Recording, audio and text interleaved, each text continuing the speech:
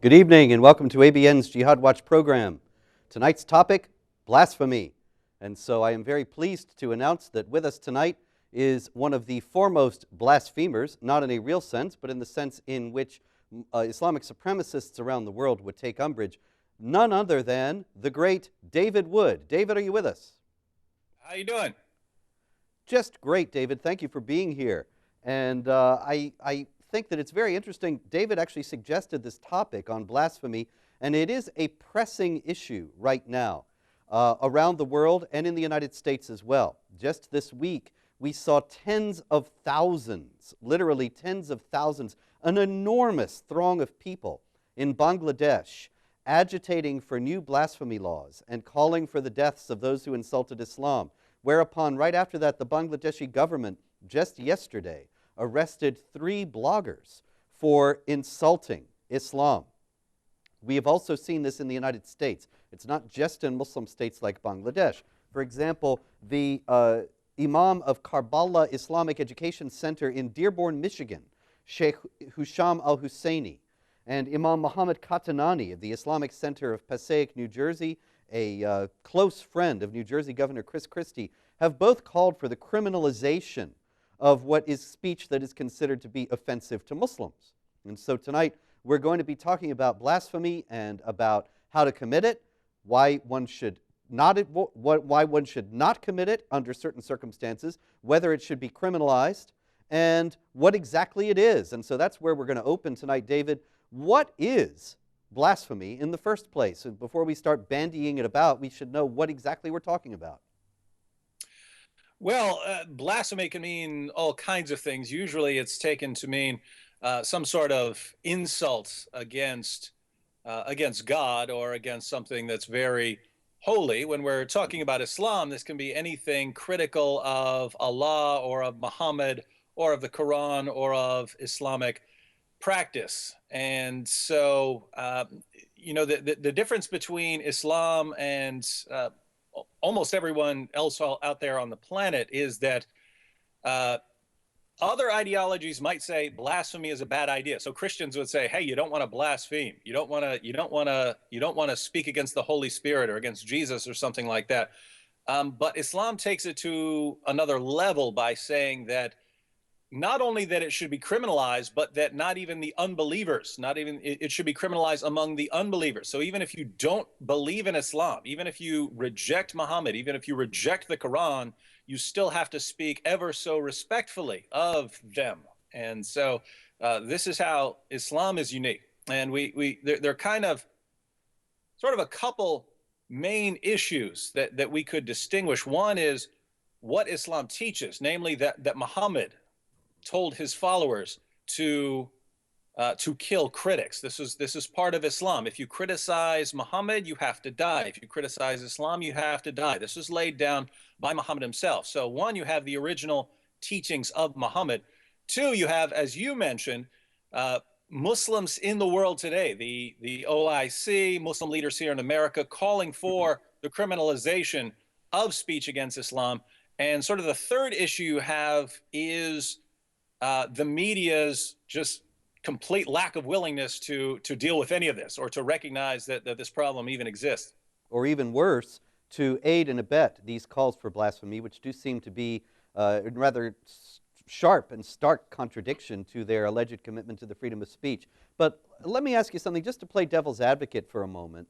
The OIC you mentioned, the Organization of Islamic Cooperation, has, as many people know, has been pursuing for years attempts at the United Nations to criminalize criticism of Islam.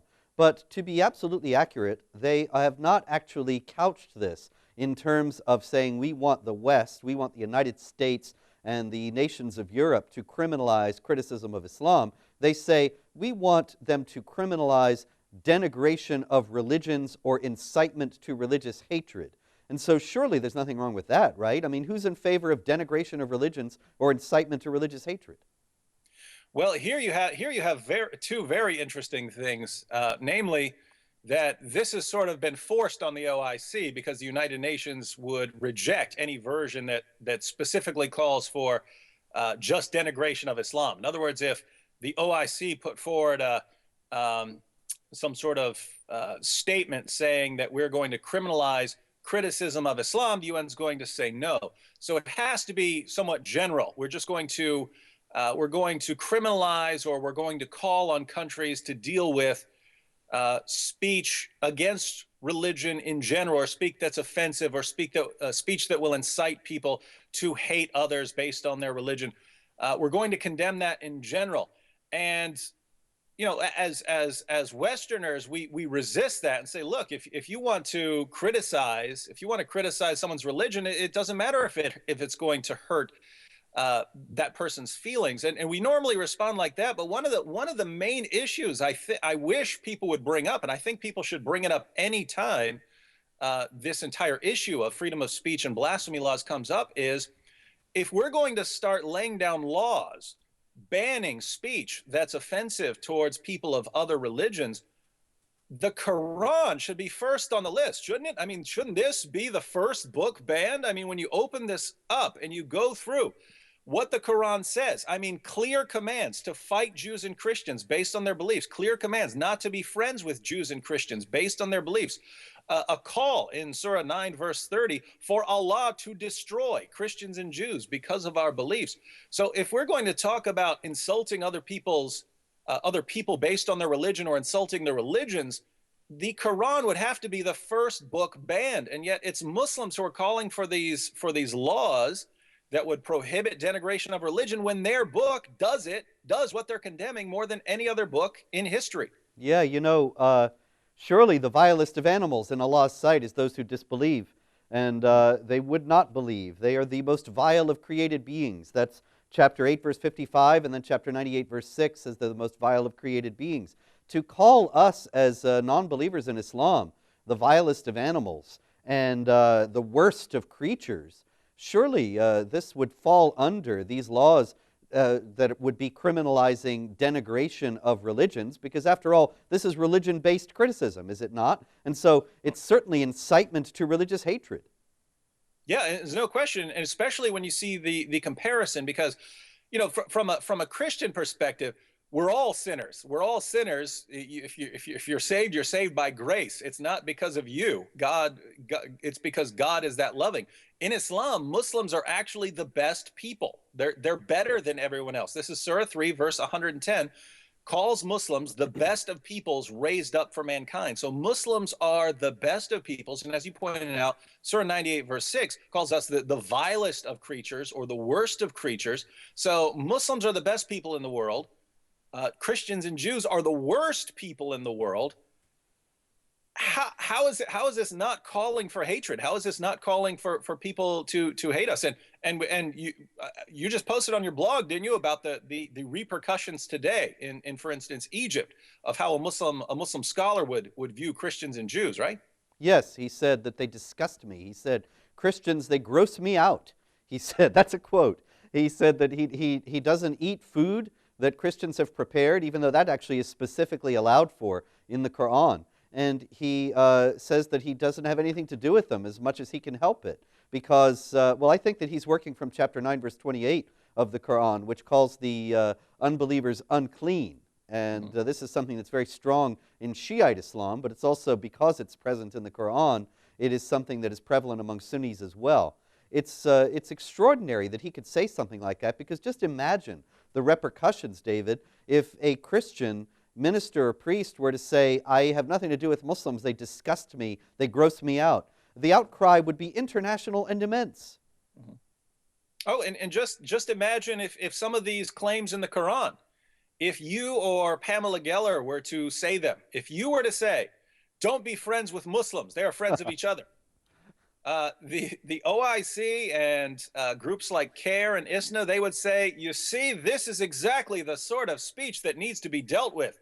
Saying that you shouldn't be friends with Muslims, or even worse, if you actually modified Surah 929 so that it applied to Muslims, fight those who do not believe that Jesus is Lord, or something like that, you would, oh man, we would hear no end of it. But for some reason, the Quran just gets a free pass no matter what. So no matter what kind of speech is going to be condemned by the media, the Quran just gets a free pass, even if it's the most extreme version of it. You know something, David? Actually, The free pass was codified in Britain a few years back when Muslim groups were pushing for laws against hateful speech and so on, and they specifically asked for and received an exemption for the Quran, Hmm. as if they were aware of the things that we're talking about, aware that some of us most vile of created beings and worse than the animals would be, would be talking about these things and trying to apply these laws that they're trying to use against us, against them, and so they forestalled it. But then the question becomes, why? Why the free pass? Why did the British government allow for the exemption? Why is the Western press in the tank for this and not saying anything about it? Yeah, I mean, you would imagine. I mean, if you weren't actually familiar with what's going on, if you had no experience of what's going on in the media, and you just had some general idea of the principles that the Western media is supposed to be based on, and if you had a basic understanding of what Islam teaches, and you would sit back and say, look, if anyone's going to stand against Islam, it's going to be the Western media. I mean, if anyone in the world is going to take a stand against this, I mean, absolutely tyrannical system that destroys freedom of speech, it's going to be the people who cherish it most, the Western media, and yet they are the greatest defenders of this Sharia blasphemy law. It's an extraordinary thing. And also, contrary to the OIC's claim that they are only interested in the general denigration of religions, that they are just as upset about blasphemy against the people and things that are sacred in Christianity and in Judaism and so on, as they are about blasphemy against Islam, then the Western media never says anything when there is rather routine blasphemy against Christianity. Saturday Night Live, I believe it was, just recently ran a spoof movie trailer that showed Jesus shooting people. And, Christians, because they're civilized people, don't riot and kill innocents on behalf of their anger over this. And yet nobody else says, nobody when these things are aired says, well, we have to have blasphemy laws. We can't allow this sort of thing to go on. And yet, when the Muslims were rioting and killing innocent people over the Muhammad video and over Muhammad cartoons and over a teddy bear named Muhammad in the Sudan and over the Pope's remarks at Regensburg in 2006 and so on and so on and so on, then there are increasing calls in the Western media for blasphemy laws that would prevent this kind of criticism of Islam. And so one really does wonder, and I wonder if you could try to elucidate what it is that you think causes this double standard. What are they thinking? Well, I don't think they're thinking enough. Yeah. If you're the Western media, I don't think there's enough critical thinking. But really, I think groups like CARE and ISNA and the OIC, I think they've just done a brilliant. You can be brilliant and yet be diabolical, but they have done an absolutely brilliant job of convincing everyone that Muslims are the victims, and criticism of Islam is, like calling for, in our mind, it's like calling for slavery again. Some of the most shameful things we could ever think of. Islam is in that category. And when you combine this with sort of, what happened in Western academia with, everything Western is bad and everything non-Western is good, and you start fueling that, and Muslims pretty early on recognized, hey, if you want to silence speech against Islam, we can't get on the debate stage and actually show that Islam doesn't teach these things. We can't get on stage and show that Islam doesn't call for violence against unbelievers, because it obviously does. We'll get slaughtered. We can't step on stage and say that Islam doesn't call for harsh treatment against women, because it obviously does. We'll get crushed. We'll get crushed if we stand up on stage and try to defend the ideas of Islam. And so your only option is to stop the conversation before it ever even starts. And Muslim leaders in the West did an excellent job of convincing the world that any criticism of Islam is on par with racism, or it is racism. We hear this over and over again, that you are a racist against Islam, which is really weird. I wonder how you get race status for your religion. Be interesting But that's how Interesting to. they did push the buttons of the West. Don't you think that racism being the American national trauma, racism being the great blot on the record of the United States in the past with slavery and so on, and then racial discrimination and Jim Crow and everything else, they knew that if they played that card, then that would be the way to make headway with Western non-Muslims in the mainstream media and in the leftist intelligentsia. Mhm. And no question, and it was, they put it to a use that no one has been able to put it to before. I mean, by defending an ideology that calls for the violent subjugation of everyone who doesn't agree with the ideology, and convincing the rest of the world that any criticism of this ideology, which calls for the violent subjugation of everyone who disagrees with it, is racism, is intolerance, is bigotry. I mean, in any sane world, we would be looking at and say, hey, if we're going to start speaking about intolerance and bigotry, we need to start talking about the Quran first. And we're told, no, that's the last thing you get to talk about, because that is the ultimate in intolerance, is to criticize the embodiment of intolerance. Yeah, and you got to wonder, David, what race is Ibrahim Hooper and Mahdi Bray, what race do they share? What Mhm. race does Erdogan share with Abdurrahman Wahid of Indonesia? I mean, the idea Well, that this is a racial issue is ridiculous. we actually could. If we follow the Quran, let's see, Muslims are the best of peoples ever raised up for mankind. So it's putting Muslims into one category there, Okay? and it's putting everyone else into the other category, the worst of creatures. So, so it's thinking of these as two separate groups. One of them Allah likes, and what the other groups the Allah doesn't like. That's Surah 332 of the Quran says Allah does not love the unbelievers. Yes. So one group Allah loves, another group Allah doesn't love. One group is the best of peoples, the other is the worst of creatures. And so obviously any criticism of the best of peoples, of this group that Allah loves, there's something wrong with that, because they're the best and they're the most wonderful. So yeah, maybe there is a problem if Islam were true. Well, that's a very interesting point, because that is, in other words, the acceptance of Islamic understandings and Islamic categories by Western non-Muslims. When they say that it's a racial issue to criticize the oppression that's inherent in Islamic law and taught in the Quran and by Muhammad himself, then if he had existed, then the question is, they are actually accepting the Islamic worldview, because if they are treating Muslims as one group of people, a unified community, the Ummah, the best of people, then that is indeed something that you could say, well, Muslims as an aggregate are a race. It's the race of the best of people. And so, in other words, it betrays a certain, perhaps unwitting, acceptance of these core Islamic assumptions about what exactly the conflict is between believers and unbelievers. And I think that that's also very interesting, because doesn't Islamic law prohibit non-Muslims to criticize Islam on pain of death? There's no question. That's really the heart of Islamic law, is these kinds of double standards. I mean, when the unbelievers, when the pagans of Mecca didn't let Muslims come to take the pilgrimage to the Kaaba, the Quran condemns them. How dare you? How dare you not let us come? What did Muhammad do when he took over in Mecca? All right, no more pagans coming here. In fact, no unbelievers at all are coming near this place. And with the criticism, Muslims, I mean, the Quran criticizes Christians and Jews and everyone else left and right. Muhammad did, and they often did it in very offensive language. When Muhammad said that if someone wants to quote his genealogy, another his family background as showing that he's someone special, Muhammad said, tell him to go bite his father's penis and don't use a euphemism. So he's Charming guy. specifically commanding Muslims, don't water this down. You say it in the most offensive language you can.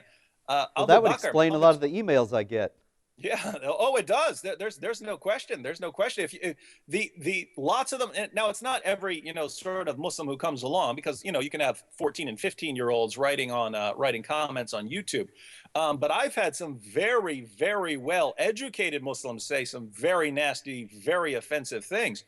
And this was actually the first place I saw this quoted, was from a Muslim who was defending this, and he was quoting Abu Bakr, who, in the presence of Muhammad, said to one of the pagans, "Everyone, if you're sitting here with your kids, put your hands over your kids' ears for a couple seconds." He said, "Go suck a lot's clitoris." So here you have Abu Bakr in the presence of Muhammad giving an example for future generations of Muslims how they're supposed to communicate with unbelievers. And his example is to tell them, go perform oral sex on the goddess that you believe in. That's the example we have, not from some random Muslim, but from Abu Bakr, Muhammad's closest companion, the first rightly guided caliph. And that's how Muhammad and his companions were talking to the unbelievers. And we're told here in the West, oh, we need to be very respectful. You should never say anything that might hurt anyone's feelings. Well, I mean, here's the thing. If this issue of consistency, there's no concept of it. There's no I mean, in every other system in the world, it seems. In Christianity, you have do unto others as you would have them do unto you. It's saying be consistent. Apply the same standard to yourself that you're applying to other people. You have this principle in all kinds of religions and ideologies. Islam has no concept of it. It's you are the inferior one, we are the superior. There's one set of laws that applies to us and a completely different set of laws that apply to you, and so you better obey them or you're going to get slaughtered for it. And so the goal of the slaughter is to impose Islamic law upon the conquered people, no? Absolutely. And so if the goal of jihad warfare is to impose Islamic law over the people, and the Western media and the Western intelligentsia is already accepting what are essentially Sharia blasphemy laws and restricting their own speech about Islam, and even in some cases calling for the acceptance of the OIC's program to criminalize denigration of religions, or in other words, criticism of Islam, then isn't the West essentially surrendering without a shot and accepting Sharia restrictions on its own speech, which is part and parcel of the effort to impose Sharia in its totality upon the West? Yeah, no question. It's you know, if you're, and again, I'm not talking about your average Muslim who doesn't know a lot about Islam. I'm talking about the educated Muslims who know that Islam actually calls for the subjugation of the entire world. They also understand that you need to proceed in stages. You have to do what you can at the appropriate time. And if you're, even if you're a Muslim who wants to subjugate the United States, you understand that you can't do that by going out and fighting a war against the United States. You can't march an army against the United States. You're going to lose that one. So what you have to do is you have to use other means, and there are all kinds of tools. If you think about it, I mean, the Muslims who are rioting over Muhammad cartoons, or Muslims who are rioting in places like Pakistan over over a YouTube video about Muhammad, their goal is exactly the same as the goal of lots of Muslim organizations here in the United States. The goal is exactly the same. The only thing different is how they can get to it. If you're a Muslim in Pakistan, you understand we can get away with rioting in the streets.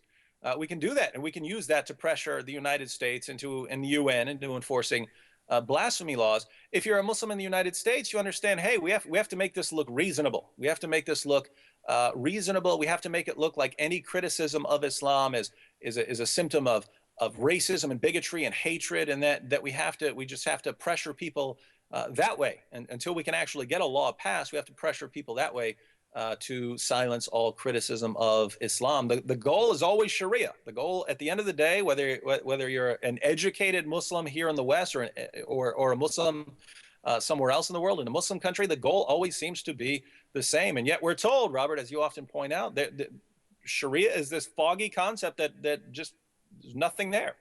Yes, yes. My dear friend Reza Aslan, the author of several books about Islam and about relations between religions, somebody who is one of the most prominent Muslim spokesmen in the United States, he has said repeatedly that Sharia is so multifarious and so varied in its interpretation as to defy categorization.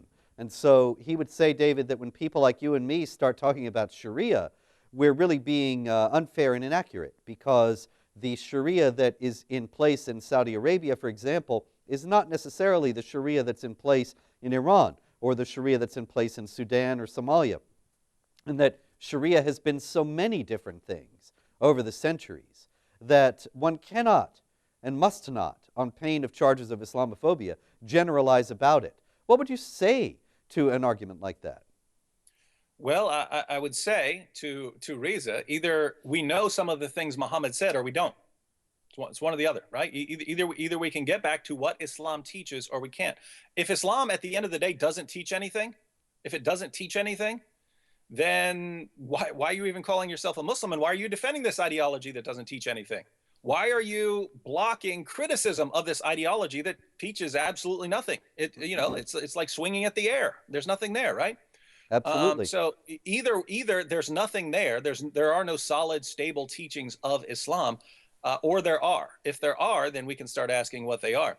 And I mean, just think about how absurd it is for Muslims to say that there is no Sharia according to their sources, right? How do Muslims know that there are 5 pillars to follow? The 5 pillars aren't listed in the Quran. You have some of the same teachings. The Quran tells you to pray and so on. But as far as listing 5 pillars, that's the Hadith. That's in the Hadith. But wait a minute, the Hadith, that's the same place where you're commanded to stone a woman for adultery. So if you're going to start saying that there is no Sharia, there are no elements of Sharia, there as far as blasphemy or various crimes or what to do with unbelievers, if you're saying Islam doesn't have any solid, stable teachings on this, then you are being so incredibly liberal in your examination of the Muslim sources that you can't say Muslims are supposed to pray 5 times a day. You can't say Muslims are supposed to take the pilgrimage to Mecca. You can't say that you're only supposed to believe in Allah. You can't say any of this because it's the same sources that contain all of these elements of Sharia. And that does make for this weird, amorphous Islam that the Muslim spokesman in the West put out.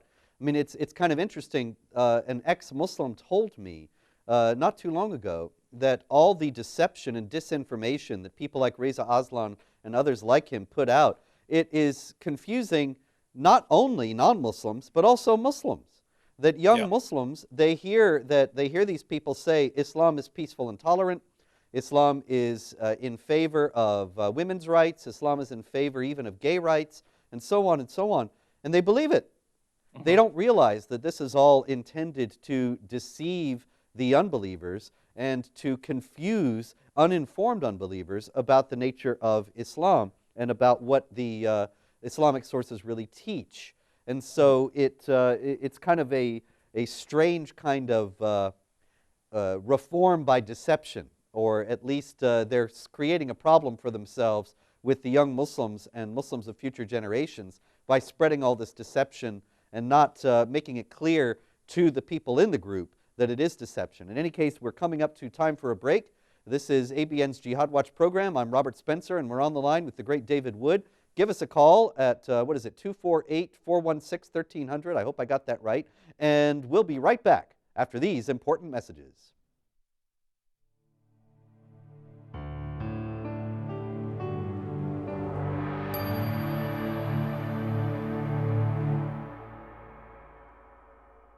Hello, this is Sam Shamoun from the Jesus or Muhammad Show, one half of the team with David Wood.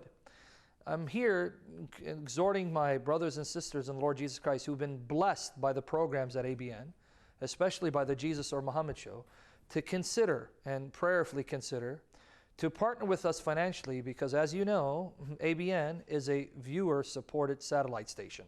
In order for us to continue to broadcast the gospel of the Lord Jesus Christ, not just to Christians, but also to Muslims, and not just to Muslims, but to those who are sitting on the fence and are considering embracing a worldview or seeking after God, ABN wants to reach these people, but can only do so with your financial support.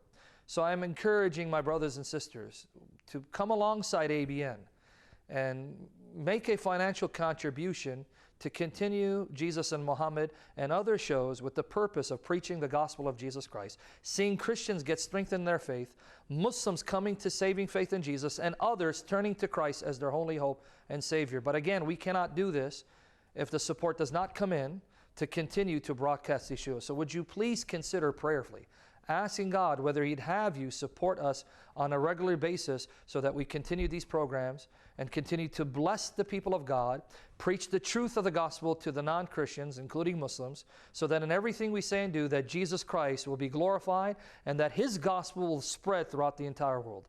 Would you please join us financially? Thank you so much.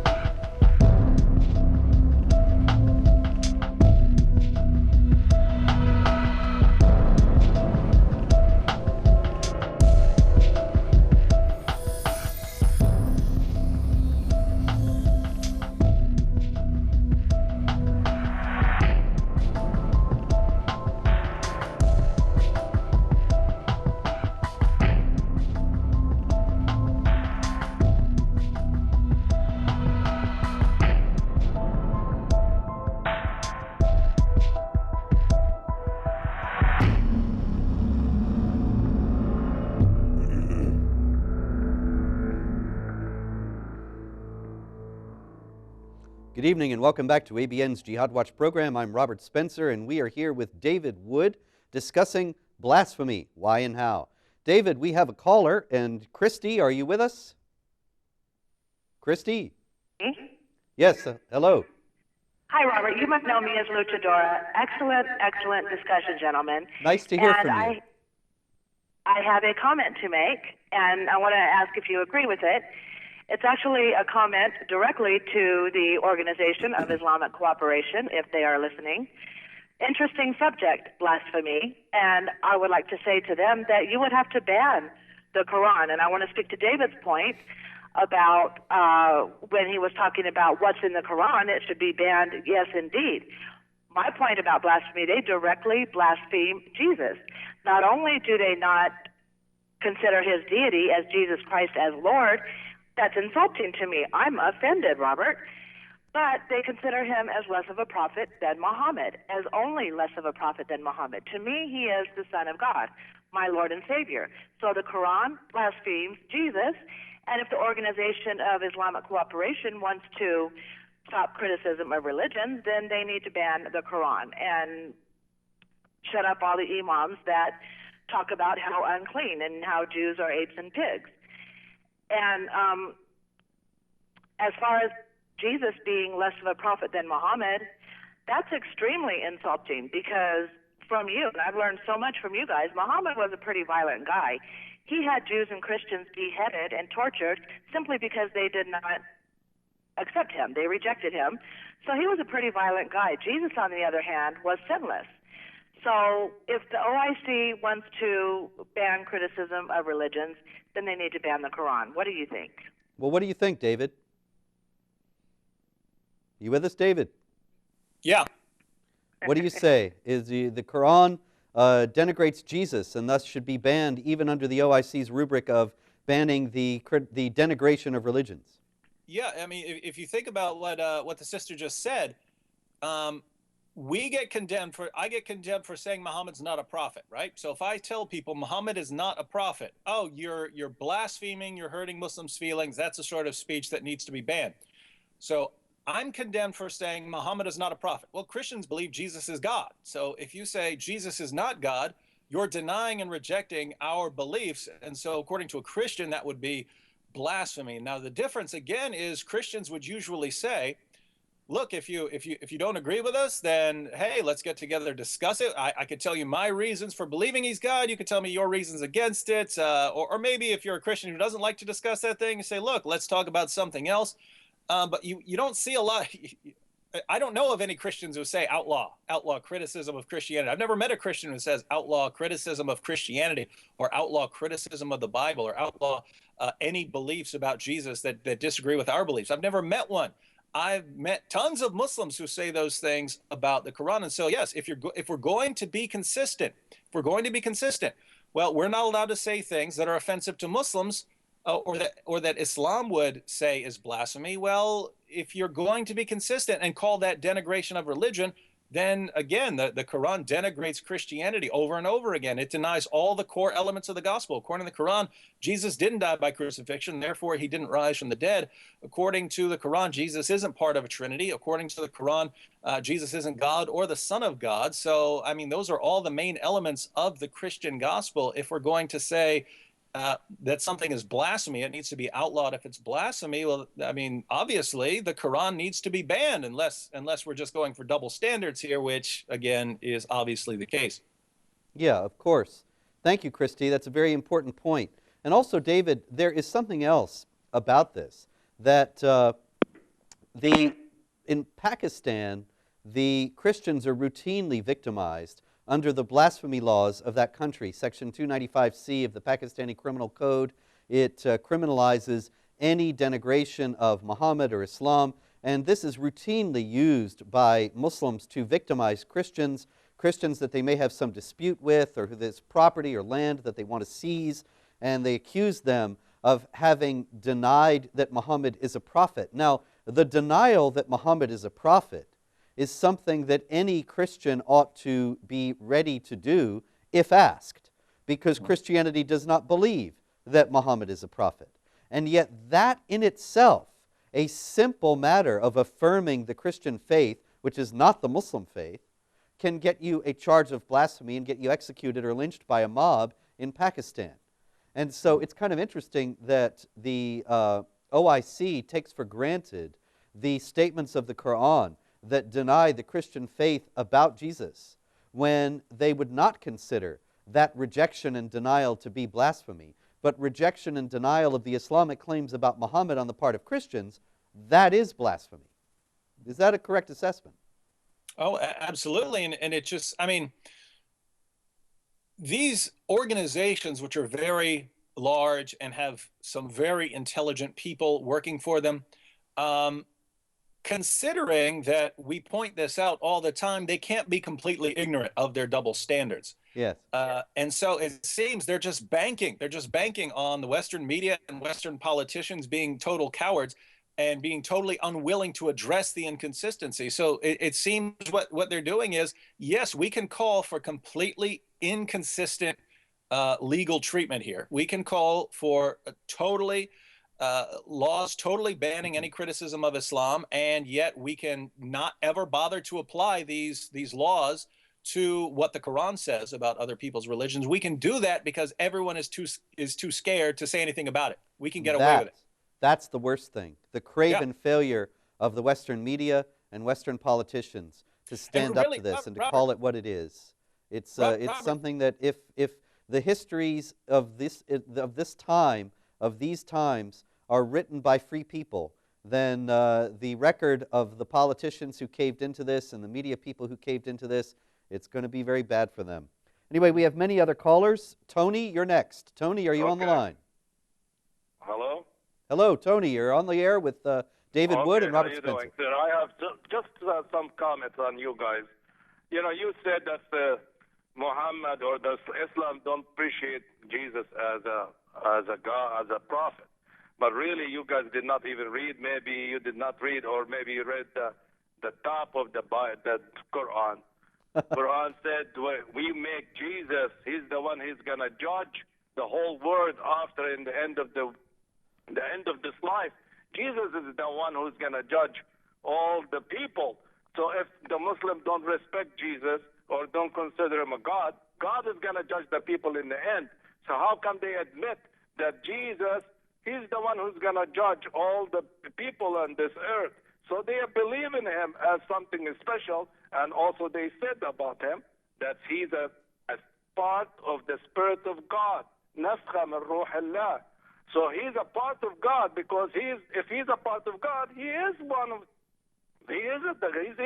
God. But you guys try to make the Muslims. What did you say? Excuse me, could you repeat that? What did you say? I said is God. If he's a part of the Spirit of God, نفخة من روح الله.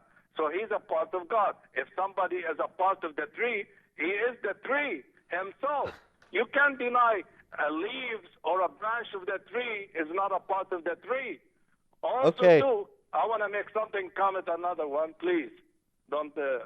If you guys said that Jesus born in Christmas in the New Year, how could the shepherd be shepherd going outside in the wilderness to the sheep, to feed the sheep from the grass?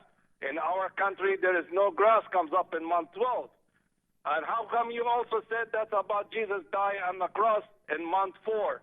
You want to tell me he was preaching on the mountain, all these 5,000 people on the mountain in the middle of the winter in our country? Could you tell me that? How could Jesus could preach in the middle of the winter? How could also the people waiting for him on the mountain? I think I get the 5,000 of idea. them in the middle of the winter. Okay, thank you very much. David, I think there's so much here. Why don't you take the first shot?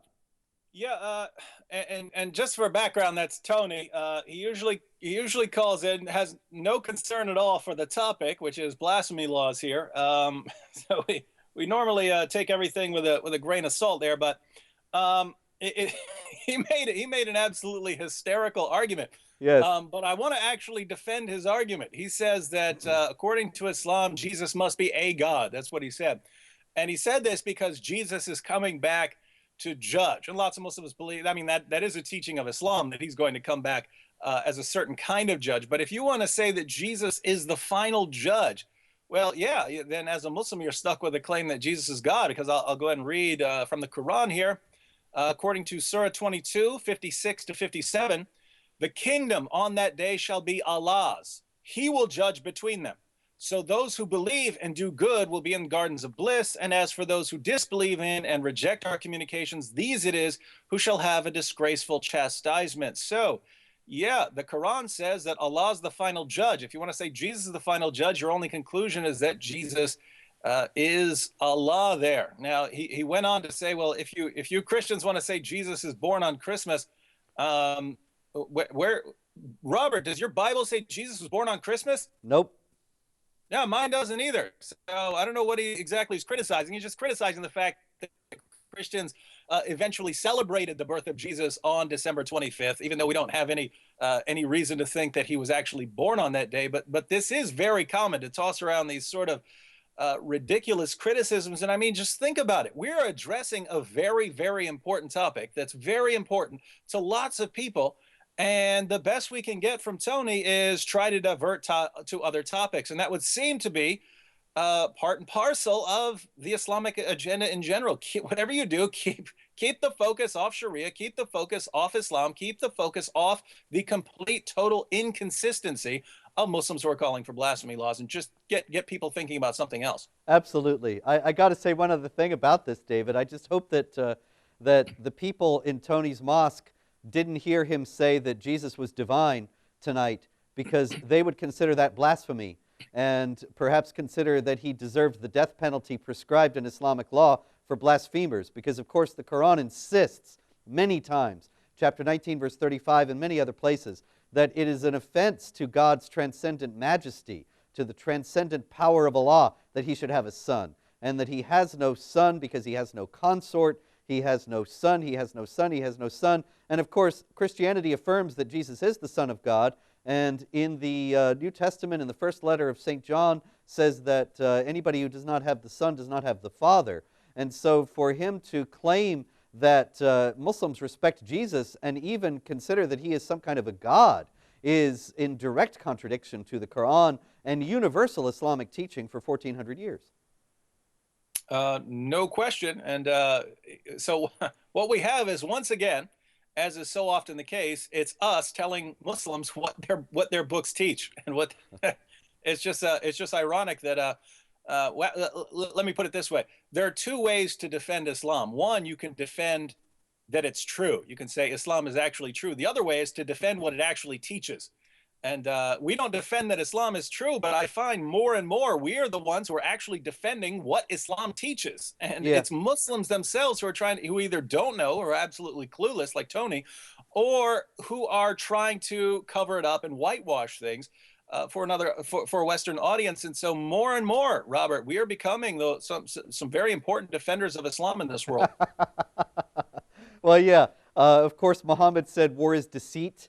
And the Quran says that in chapter 3, verse 28, that you don't take your friends as don't take unbelievers as your friends in preference to believers, unless you're doing it to guard yourselves against them. And of course, that is the famous verse that allows for the deceit of the unbelievers, to guard yourselves against them, to smile in their faces while behind your backs they curse them, as one of Muhammad's companions put it. And so certainly there are many Muslims who want to obfuscate what Islam teaches about blasphemy, about whatever, in order to make sure that unbelievers are not aware and not mobilized in their own defense against this aggressive and violent belief system.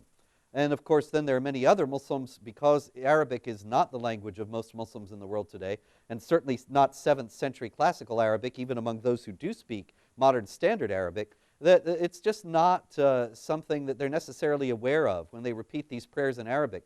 I had a Pakistani once tell me, and he told this to me in all seriousness, but whenever I say this to groups that I'm speaking to, or really in any context, people think it's a joke. But he said, I am very proud of my religion, and I have memorized almost the entire Quran. And one day I intend to get one of those translations and find out what it means. And so that's what we're dealing with. We have more callers. Tom, are you still with us? Tom, you're on the line with David Wood and Robert Spencer. Yes, I'm really greatly appreciating your program. It's extremely important. Thank you. And I would like to tell you a few comments. One, the danger on ideas or ideology is the ideology itself. And as you know, and I said yesterday, I talked to you yesterday, and I said how the teaching of Islam are contradicting and conflicting. And the same guy before me, Tony, someone was talking about trying to say that Islam glorifies Jesus, and in other parts of the Quran, they say that Jesus is not a prophet or something like this. So the ideas that cannot protect itself by discussion does not deserve to exist. And Islam is one of these ideologies that if you exposed it to discussion and people can examine it, go through its sources, then it proves the point. This is why Muslims are afraid of criticizing or even the freedom of speech. Let me say the freedom of speech. And now if you look, and you commented on this before, what is the standard? If we are talking now that I'm going to prevent people from insulting religion, what are the standards? If you go to Muslims, they can tell you that no other religion is acceptable. So whatever you say, you are protecting Islam, not protecting any other religion. And this is exactly what you said before on this program. And as one point I talked to you yesterday, to Mr. Spencer, about in his book when he mentioned the story of the 8 men that Muhammad cut their hands and feet and gouged their eyes because they denied that Islam is a religion. So this proves to you what can happen to anyone who can deny Islam. And if you compare this For example, to John 12:47, in which Jesus said, if someone hears my words and does not believe, I don't judge him because I came to save the world, not to judge the world. While Muhammad, on the other hand, will say completely the opposite, that he came to fight people till they become Muslim. Yes. And one last comment, please, which is in your book, as I mentioned to you yesterday, that Muhammad is the one who by himself cuts the hands and the feet and gouges the eyes of the people. Please refer back to the original sources. I sent you an article with these original sources that none of these sources ever mentioned that Muhammad ordered to do this to these people. Oh, I don't know about that, Tom. With respect, we checked on that last night and found that it said that he ordered his companions to kill them. It's not an important point in any case, because in either case, the responsibility lies with Muhammad. It's very important to be accurate in how we represent Muslim sources. The Islamic apologists are always claiming that we fabricate information or are inaccurate about it, and I am scrupulous in being accurate about it. And so I appreciate your point, but the fact is that that is what the Hadith says. I represented it accurately, so thank you very much, but that's as far as we can go with that. I'll be happy to correct mistakes when there are real mistakes. In any case, David, in line with the idea that blasphemy is a capital offense in Islamic law, one of the main objections that people would have to the idea that the Islamic supremacist groups in the United States are trying to bring the blasphemy laws here is that, well, we're not getting killed, we're not getting attacked. You know, you and I are having this discussion freely. And they would say that this isn't happening in the West. And so Islam in the West really is different. How would you respond to that? Well, one, I would say, what do you mean? What do you mean people aren't trying to silence us? What are you talking about? What world do you live in here? But I would say a couple of things. First, the violent riots in places like Pakistan and so on over a movie that was made here in the United States, that violence over there is an attempt to silence speech here in the United States. And so were all the riots that took place around the world. What were they going after? They were telling YouTube, they were telling other internet leaders, and they were telling people in the United States, they were telling our government, they were saying you need to stop freedom of speech when it comes to Muhammad. And the other Muslim leaders who spoke out in defense of Sharia blasphemy laws, saying no, we need to sit back and rethink these because the U.S. laws that worked well a couple hundred years ago, but now things are global. Which we got to get along with other countries here, and so you have to take their views into consideration. And so you're going to have to do something with this freedom of speech. People left and right are trying to shut down our freedom of speech. And, at the end of the day, the question is, what are we going to do about it? Because there's not many people speaking out on behalf of the First Amendment and on behalf of freedom of speech. You've got people calling for limitations on free speech, and then you've got the rest of the people who are unwilling to deal with it. Let's just keep quiet about it and hope that it never happens. Absolutely. Yeah, that's exactly what they seem to think, that if they just stay quiet, it will be okay. And those words are exactly the words Muhammad Atta said over the intercom on the airplane that he had hijacked on September 11th, 2001. Stay quiet and you'll be okay. And we saw how that worked out. And it's really the same thing here, that Western media and Western spokesmen think that if they don't say anything about the assault on free speech, that it will perhaps just go away. And they think that the First Amendment will somehow magically enforce itself and protect itself and defend itself. Well, unfortunately, it ain't going to happen. Isa, we have another caller. Isa, are you on the line? Good evening, Robert. Good evening, David. Good evening. I always like to start up here with you guys. God bless you. God keep you. God watch over you, your ends and your goings. Most people don't understand the magnitude of the pressure you guys are under. Not to mention your life in jeopardy. And, it's ironic that these secular people in America have the most to lose from Sharia law.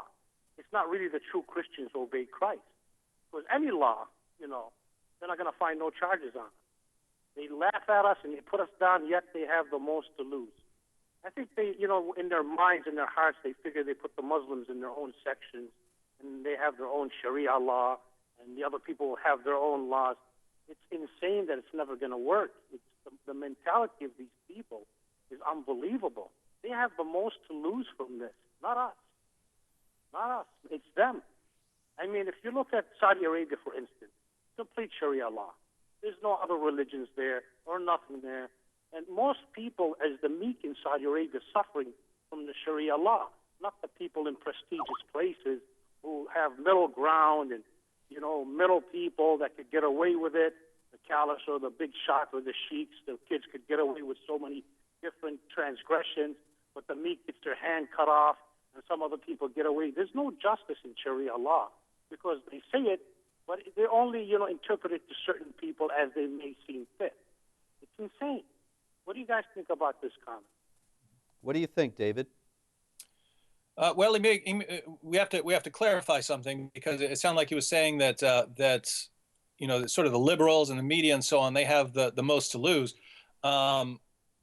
and yeah, if you're talking about just say a general Christian, an average quiet Christian who doesn't say anything about Islam might be allowed to live live out his life under Sharia and not be killed and go on and work and raise kids and so on, might be able to live a life under Sharia. Whereas if you're some of the people who are defending Islam, they're dead. They're dead. But just the point to clarify is I'm on the dead list, and so is Robert, and so are you, my friend. So yeah, but the point is well taken, namely that the people who are the most vocal defenders of Islam here in the West are the people who, they're in trouble. They're in trouble under Sharia. And even if we're not talking about a full-fledged Sharia, I personally don't think the United States is ever going to fall to Sharia.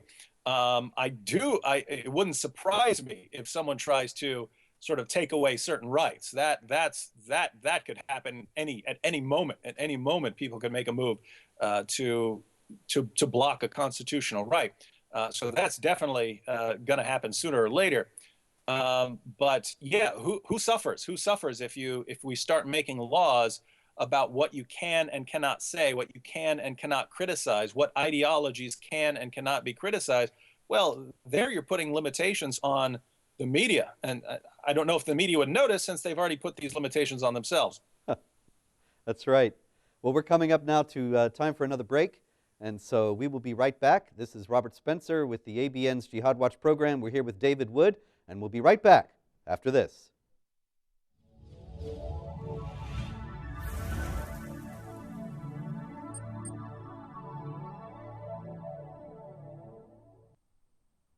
Praise the Lord. This is Pastor Joseph from ABN. Hey, I pray that the Lord is blessing you already in 2013, and we pray God's blessings on the ministry of ABN as it continues to faithfully preach the gospel of Jesus Christ to the utter ends of the earth. People are getting saved through the ministry of ABN.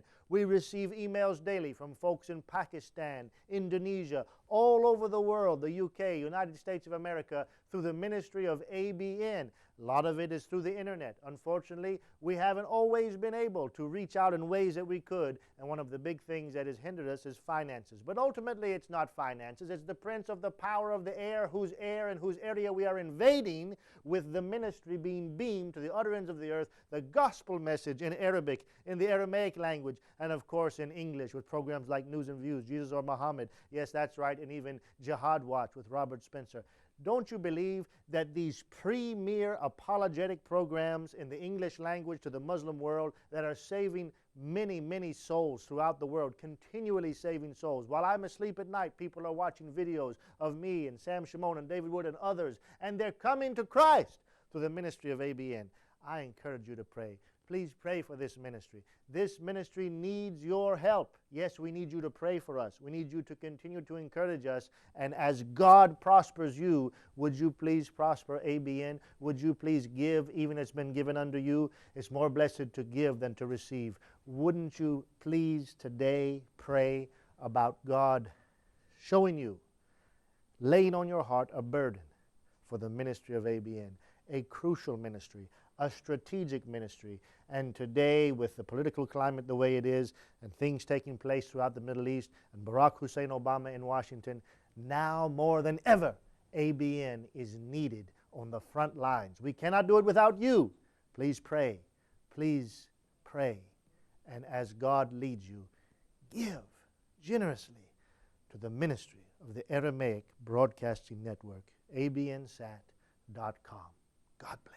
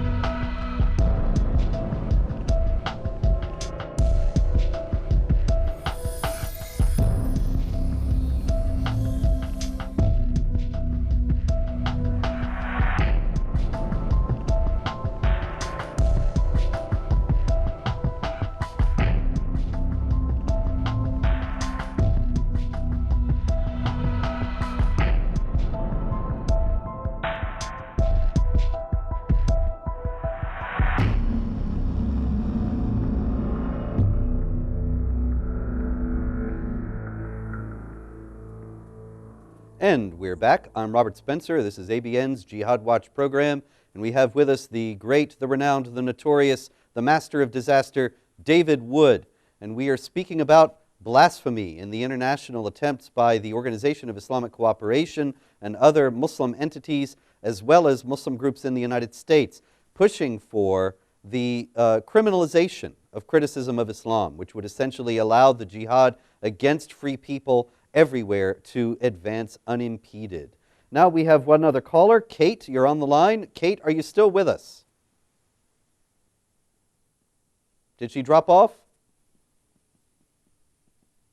Well, Kate, if you're still watching, please give us a call back, 248-416-1300. And any other people who wish to weigh in on this topic of blasphemy, please give us a call, 248-416-1300. David, are you still with us? Yes. Excellent. Well, I noticed in some of the recent controversies about the Muhammad video that there were actual journalists in Western newspapers, in the Los Angeles Times, in the New York Daily News, and in some other publications, in Slate Online, actually calling for the criminalization of this kind of thing. And not only that, but Hillary Clinton, the Secretary of State at the time, said to one of the fathers of one of the victims of the Benghazi Jihad massacre on September 11th, 2012, that we're going to have that filmmaker arrested and prosecuted. Now, of course, that filmmaker is still the only person who is in jail now for that Benghazi Jihad attack. Would you consider this to be, indeed, the advance of Sharia blasphemy laws in the United States? Oh, I mean, absolutely, no question. If you had said something 20 years ago about silencing criticism of Islam, you'd have been laughed out of the country. But here we are, and we're right in the middle of it. And I mean, think about it. You get condemned regularly. Pamela Geller gets condemned regularly for doing what? For saying, oh, we need to make sure we protect our rights, because people are calling for the destruction of our rights. They're calling for the destruction of the Constitution. We're to a point where you can't say no, they're not, right? I mean, we have the videos. We have them. The videos are on our blogs. of Muslims calling for limitations on free speech rights, of other people calling for limitations on criticism of Islam. So we know people are calling for this. And when we say a word in response, it's, man, you must be a racist. You must be a believing the First Amendment is a sign of racism. So all the founding fathers, all those guys, a bunch of racists because they believed in freedom of speech. It's incredible, incredible, and yet this is the circus world, the clownish world we're living in today. In any case, Matt, are you on the line? We have several other callers. Matt, you there? Yes, I am. Excellent. Good evening. Welcome to the show. Hi. I Go just ahead. want to make a few quick comments. Yes, sir. What I was going to say is, when it comes to blasphemy laws and free speech, do not rely on the United Nations, because as you're well aware, Ban Ki-moon, the Secretary General, criticized Geert Wilders for criticizing Islam, and he also wants to criticize anti-gay speech. Like Kofi Annan before him, he's a global warming alarmist, and Kofi Annan sent UN troops to Zari, which were in turn raping girls as young as 11, and also, Kofi Annan did not stop the genocide in Sudan. The United Nations was founded by communists and socialists sympathizing with Stalin. Among the founders, Soviet spy Alger Hiss, who gave the U.S. 1 vote on the Security Council and the USSR 3 votes. And the left argued that... Sorry, I was interrupted. Yeah. The left argued that if the Soviet Union collapsed, there would be no more Security Council split. Turned out the UN has not left its totalitarian socialist roots. No, in fact, the Organization of Islamic Cooperation is the largest voting bloc at the UN today after the collapse of the Soviet bloc, and it's just as authoritarian and totalitarian as the Soviet bloc ever was. Matt, do you have any further comment or any question? Sure, I have a few more comments. Yeah. Whoever the United Nations picks for Secretary General, it's always a socialist one-worlder. They never picked a good person, if you examine the record. A good book on the UN is Tower of Babel by Dori Gold, the former Israeli ambassador to the UN. He does a good job recording the bad things the United Nations does. Excellent, excellent. Well, thank you very much, and appreciate your calling. We have Kate on the line. Kate, are you with us now? Yes, I am. Can I be heard now? Yeah, thank you. I can hear you, and welcome to the show. You're on with David Wood and Robert Spencer. Thank you, Robert and David, two of my favorite people discussing one of the most inhuman laws ever founded on Earth. I just have two very quick questions.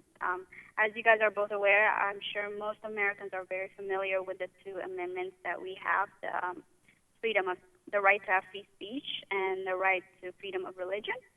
So do you guys think the American people can be deceived into accepting a blasphemy law? And if the answer is yes to that, how long do you guys think that would be affected? And say probably 5 years or 10, 15 or more?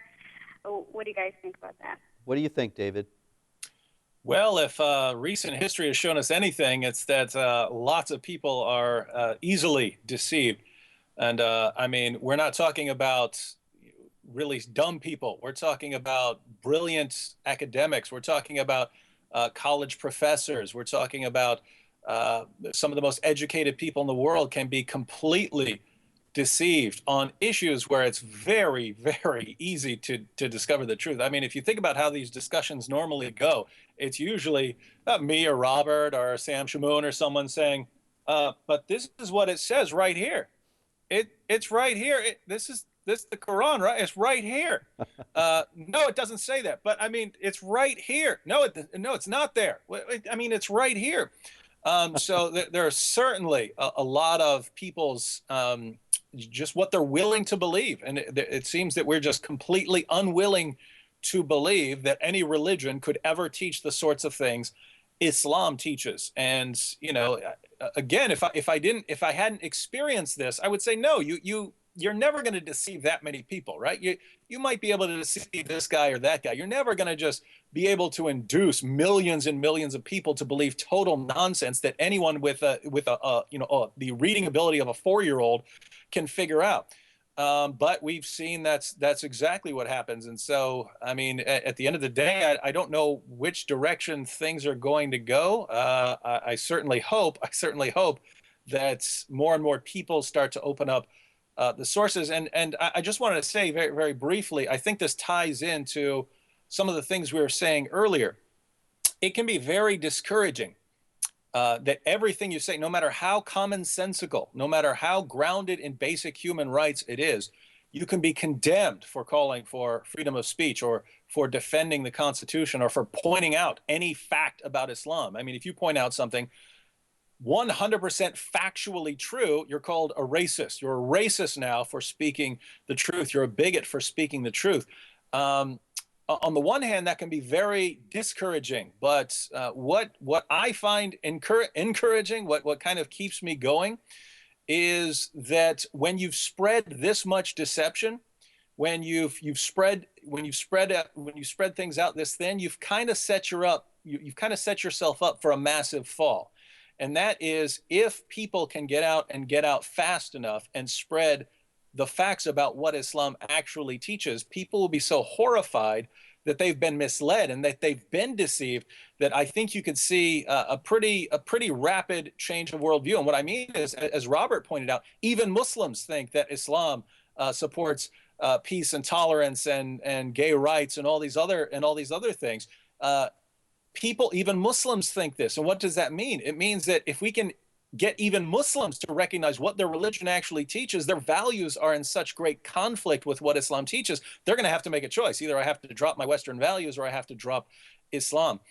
So by trying to deceive so many people so rapidly around the world, it's kind of like the situation of Alexander the Great when a messenger came from Persia and said, hey, you know that massive empire over there, that massive indestructible empire? I just looked at some of their outposts. These guys are weak. You could go in there and you could go in there and wipe the floor with these guys. And Alexander did. And we're in an ideological situation that's kind of similar. Namely, there's so much deception, but it spreads so thin. If we can get the word out quickly and rapidly enough, I think we can see a massive turn. Whether that's going to happen, I don't know, but hopeful. Absolutely. Thank you. You know, David, when Alexander went and scouted out the Persian outposts, was that when he went to the edge of the world and saw the sun setting in a muddy pool? Yeah, according to the Quran, that's when it happened. He made it out there, and but don't say that, Robert. That's Islamophobic and racist to point out what Surah 1886 of the Quran says. You have to agree that the Quran is both a scientific masterpiece and it is the foundation of Western science and Western values. Indeed, yes. And it's interesting that so many medical marvels and so many technological innovations and so many scientific observations are supposedly encoded in the Quran, and yet nobody seemed to notice until non-Muslims made the actual discoveries, and then Muslims suddenly found it all in the Quran. But that's, of course, the nature of the case. And actually, speaking of which, we have Tony back on the line. I'm glad that the clerics did not get you for blasphemy, Tony, after your earlier statements about Jesus being divine. Glad to hear from you again. And what do you got? Thank you very much for not blaspheming me, because I'm not Muslim, I'm not Christian. I used to be Christian, and I don't believe in God. Okay. But I got one comment for you. If there is a God, you said that there is God who created Adam and Eve, and he created them to the best of his knowledge. So if we end it to be a bad creation, whose the fault is this, us or him? He creating us. How could you judge the car? If there is a recall on the car, who are you going to blame, the car or the company who recall it? Tony, what does this have to do with blasphemy? Okay, no, nothing. But you guys talking about nothing. Everything else is too. You know, not just only blasphemy. You are really bringing everything about Islam. Okay. Islam. Why are you so interested in defending Islam if you're not a Muslim? No, I'm not Muslim. Believe me, I'm Aramaic. You just love defending Islam. So what? I'm defending them because we live with them for 1,300 years. Yeah, oppressed and subjugated. Well, you're an interesting guy. Middle East. Listen, I'm not Syrian. I'm telling you, my name is Anton Kosho. Okay. So I tell you my name what it is. We live with the Muslim for 1,300 years. I know about that. They My never family is hurt from us. that part of the world as well. In any case, Yeah, David, they never hurt us. we'll take the question. I don't mind. David, what do you think? Is it God's fault that Adam and Eve sinned? Well, I mean, it's actually my field in philosophy. I can't give a can't give a thoroughly sophisticated defense, but as far as general classical responses to why bad things happen, you have what are called free will theodicies that God gives human beings freedom, and I don't know if Robert, you ever seen the Stepford Wives? No, I'm sorry I missed that. Oh, well, they did a movie back in the back in like the 70s, and then they had a remake. But it's about a town where you go, and if there's anything you don't like about your wife, they just well, in that one they made robot twins of your wife, and then they kill the real wife. Yikes. But the new wife would be exactly what you wanted her to be. She would be your perfect dream wife, and your real wife with all her faults and so on, she'd be killed.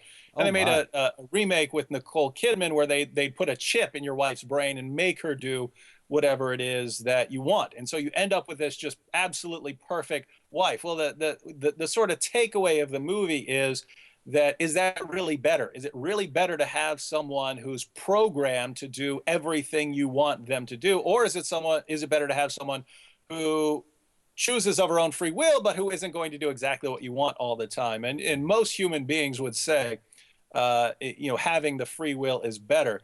The only people who generally don't say this are people who are like Tony and just want something to complain about. So one, you have what are called free will theodicies. You also have soul building theodicies, namely, it's better to have a world where some things go wrong and things don't, not rather than have a Nerf world, everything's made of Nerf, you can never hurt yourself and so on. Because, like it or not, the times when we grow spiritually or emotionally, or usually when we go through some kinds of struggles.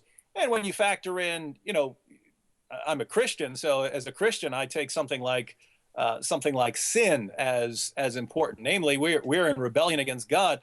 Tony's a perfect example of that. So if human beings are as Christianity, because he's trying to point out some sort of inconsistency with our belief in God. If our belief is true, if God actually exists, then lots of people do lots of sinful things that are in rebellion against God. And I've never had a clue. And by the way, Tony, I'm a former atheist. And even when I was an atheist, I had no clue why people would say that God should somehow give us sinners a perfect world. I would have said, what are you talking about? No, why should he? We're sinners. So even though I didn't believe in God, I wouldn't use that as an objection, because it's kind of selfish and ridiculous to say, here's a bunch of people, millions of people, sinners, and God needs to give us a perfect Nerf world where nothing ever goes wrong, and it's just a hedonistic paradise similar to the Islamic conception of paradise. Not buying it, Tony. So there you have it, Tony. What do you think? Still with us? Okay, well. He's going around the thing. Good. I said, if God knows everything before he done it, it's in your Bible. The Bible said God knows everything. He knows he even made the devil. He even made the devil go into a human with the other guy, the prophet. He told him to go into the human. So he asked the devil to go into a human to test him. So if God asked the devil to go in there, he allowed the things to go bad in this earth. So he said, even in the Old Testament, I'm the God of the evil. I'm the God of the good. No, the Quran says that. The Quran says that, Tony. It's in the Old Testament. What are you talking about? The Quran says that in chapter 91, verse 7. It says that God places both good and evil in the heart of man, that Allah does this. That's the Quran. That's not Judaism or Christianity. In the Old Testament and the New Testament, God is not the author of evil. God does not place evil in the heart of man. In the Old Testament and the New Testament, evil comes from rebellion from God, from separation from God, which God allows because, as David was trying to explain to you, if everything were made perfect, then you have a perfect robot. But if you really want a love relationship, you have to have a person who is free not to love you. And that means that there had to be the possibility of rejection from God if God really wanted to create creatures who would not just be robots, but would have the capacity for love. And that being the case, that choice was made. And the choice was made, it brought evil into the world, but the evil then is the responsibility of the human beings and not of God. God made it possible for people to reject him, but not necessary or absolute that they would. Hey, Robert. He said, okay. And Yeah. then he said that to a human also shall not kill. Yeah, thou shalt not kill. It's the commandment. Okay, Yes. why he killed the young kids? Why he killed babies? Why he killed the Who? David's baby, the young Who? baby from God killed the David baby, the first baby David had from the woman, which is he killed her husband. Oh, come he on. killed baby. So why Tony, he killed David's if God baby, is the author of baby? life and he gives it and he takes it away from everyone at a certain point. And no one knows why that is. But you want to say God kills people, then God kills everyone by that understanding. Or you could just say that God gives people life for a certain period of time and then takes it away. This is not the same thing as a human being unilaterally taking into his own hands and by his own responsibility to end someone's life, which it is not his prerogative to do. It's precisely because it is the prerogative of God alone as the author of life to give it and to take it away. That a human being should not arrogate to himself the decision that somebody's life is going to end at that point. David, do you have anything to add? Yeah, as kind of an overall point. One, I've never been convinced with Tony's claims to be an atheist. I've never seen someone call in whenever we criticize Islam be so vehement in his defense of Islam. I mean, think about it. He loves to condemn and criticize Christianity, right? So, I mean, if he's on some atheistic neutral ground, why always defend Islam and why always condemn and ridicule Christianity? But second, I mean, think about this. Let's suppose he is an atheist. We had a very important topic. We're saying, what about our rights to openly discuss Islam, to reject it, to accept it, to even have the discussion in the first place? And, you know, how does this relate to the laws that groups like the UN are trying to impose on countries? How does this relate to what the Quran says? Should the Quran be banned if we're going to start banning speech that's offensive to the religious sensibilities of people? It's a very interesting discussion. What does Tony come up with repeatedly? Well, what about what about all the problems in the world? Does that mean God is bad? What are you talking about? So, in other words, if you're an atheist, shouldn't you want to be having this discussion as well? I mean, if you shouldn't the atheists be concerned about this as we are? And yet, here we have Tony, as he has always done. I don't think I've ever heard him actually stick with a topic. It's always let's divert from the discussion of Islam that we're trying to have, and let's just get away from it. And I can't for the life of me figure out why. Yeah, one would think that if Tony were really an atheist, that he would be happy that we're having this discussion, because he would want the freedom to be able to criticize Islam as well as the other religions. It's interesting to note that recently there's been a bit of a controversy with some of the most famous and prominent atheists in the world today, in this English-speaking world. Sam Harris and Richard Dawkins have both criticized Islam, and they were recently taken to task in Al Jazeera as well as in Salon, which is not a Muslim publication, Salon magazine online. Both of them, Al Jazeera and Salon, took these guys to task for criticizing Islam. And I think it's astonishing that Salon would do that, because Salon obviously has no trouble criticizing Christianity. They've done it themselves. And they would be the first, one would think, to stand up for someone's right to criticize Christianity. And yet, even now, even this leftist bastion of atheist criticism of Christianity is suddenly saying that criticism of Islam is off limits. And it seems to be the same thing with our friend here, the caller Tony, that he claims to be an atheist, claims to reject all religions, and yet anytime we start to criticize Islam, then he gets his back up. Yeah, I guess the only possibility I can see for Tony actually being what he claims is that he does come from that background of living under the oppression of Muslims, and he's so used to it. From his background, his cultural background, he's so used to the idea that you need to be silent about Islam and that you under no circumstances criticize Islam, but it's okay to condemn and ridicule every other ideology on the planet. This must be so ingrained in him that now he just takes it for granted. But that's not refuting us. That only goes to reinforce our point, namely, there's a reason. There's a reason the founding fathers enshrined basic principles like freedom of speech and freedom of religion, and so that we don't end up with the mindset that so many defenders of Sharia have, and that Tony obviously has.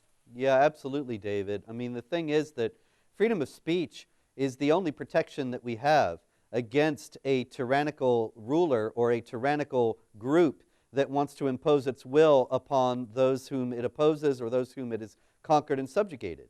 If we are unable to criticize Islam, then the political and supremacist elements of Islam can advance absolutely untrammeled and unimpeded in the United States. And the outcome of that would be the denial of basic rights to women and to non-Muslims, the denial of basic rights to apostates from Islam who would be under a death sentence, and numerous other elements of Sharia which are at variance with the freedoms that we take for granted here. So I think ultimately now as we come to the final minutes of the program tonight, the point that we need to make is that probably the defenders of those who are trying to advance Sharia blasphemy laws in the United States don't really realize the stakes involved, and they don't really realize the implications of what they're doing. If they did, they would recoil, because they are facing the fact that they would be facing the fact that they are aiding and abetting people who would transform radically this society into something unrecognizable and something in which basic liberties that have been the engine of the greatness of the United States for over 200 years now would be taken away from us forever. Yeah, and if you just imagine what a sane world would be like, think about the reaction if Muslims rioted over cartoons and the Western media unanimously and universally defended our free speech rights and pointed out the hypocrisy and pointed out passages in the Quran which are offensive to all non-Muslims. If that was the response when the OIC calls for blasphemy laws, if people said, no, you don't get those blasphemy laws, and even if you did, the Quran would be the first book banned, and here's why. Think about how much better things would be going right now. I think our relations with Muslims would be better right now if we actually took a stand on these issues, because I think they'd have more respect for us, even though they wouldn't be too happy about it. Well, there's no doubt about that, David. It's a shame-honor culture. It's a strength-weakness culture. Osama bin Laden said when he saw that Bill Clinton withdrew the American troops from Somalia after the Black Hawk incident in the 90s, that he saw that America was the weak horse and that Islam was the strong horse, and that people would back the strong horse, and that it was time to step up the jihad against the United States. And they've done that. And we continue to show a tremendous societal weakness. And, that's really why we're in the fix that we're in. If we weren't enabling the Islamic supremacists, they wouldn't be able to gain any kind of foothold in the United States. And so we hope that in this last hour and a half you have gotten a little bit of ammunition to try to resist them in your own place and in your own way with your own resources and your own abilities. And be sure to understand that nobody is going to do it for you. That as we continue to try to resist Sharia blasphemy laws in the West, it's up to us. The United States government's not doing it. Our local representatives are not doing it. The mainstream media is not doing it. Every free citizen has to do it, or it simply will not be done. David Wood, thank you so much for being with us tonight, and God bless you, and hope that your ministry continues to prosper. Thanks, brother. And this has been ABN's Jihad Watch program. I am Robert Spencer, and we'll be back next week with more on the jihad against all free people and how free people can fight back. Good night, and God bless you.